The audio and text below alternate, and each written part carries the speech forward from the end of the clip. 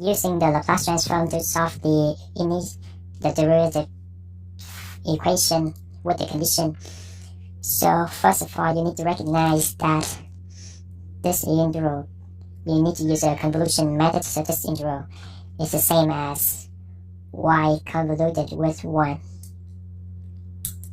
You need to know that, okay? And when you apply the derivative theorem, this gives me s capital Y of s minus y of 0 plus capital Y of s times 1 over s, okay, equals 1 over s squared plus 1 over s squared plus 1.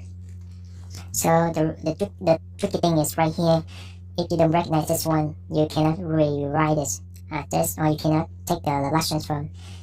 Okay, now take a look at the capital Y of s. Factor out capital Y of s, then I have s plus 1 over s in parentheses on the right side. Rewrite these. And y of 0 equals 3, so I have positive 3. Now because I don't like fractions, so I'm going to multiply by s on both sides, which gives me s squared plus 1 equals 1 over s plus s over s squared plus 1 plus 3s. Now divide both sides by s squared plus 1. So I have 1 over s times s squared plus 1 plus s over s squared plus 1 squared plus 3s over s squared plus 1. Alright, you good with this one? For this one,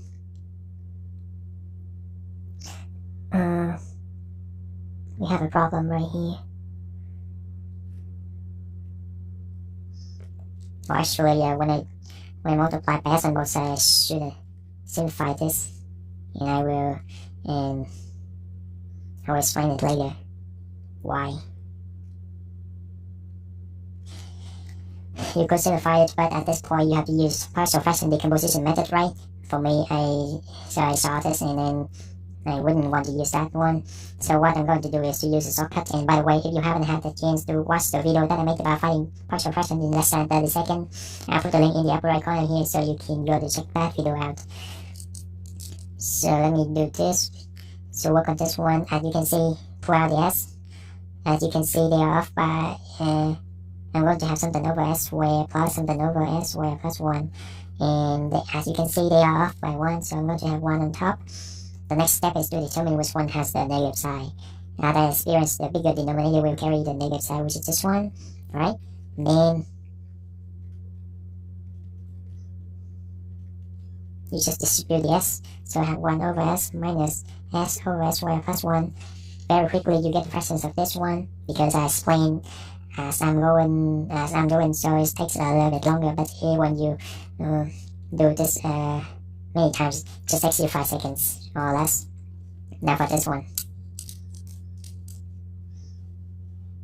so you see something s squared plus 1 squared. Think about something like the integral or derivative of something. So think about the derivative of something that gives you this one. You need to get it correct that first. Just give a roughly. Just give a function roughly. So I wrote this one because I see s squared plus 1. So I just I just wrote the derivative of 1 over s squared plus 1. Okay, now fix it. So when you take the derivative of this one, it gives you, oh, I forgot the negative. So it gives you negative 2s on top, right? I got the s.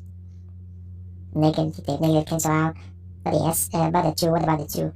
So initially it doesn't have to, so I need to multiply by 1/2 to cancel it out.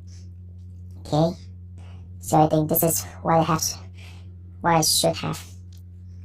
So take the derivative of this one. I have negative 2s, 2 cancel out, negative positive s in the bottom square, which is what we have up here. Okay, that's good. Now for this one, just rewrite it. Alright. So down here, just rewrite these.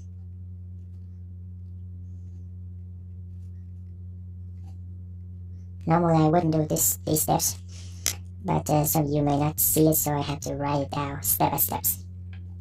Alright, now it's time to take the reverse. So this one gives me 1. This one gives me cosine t. This one gives me 1/2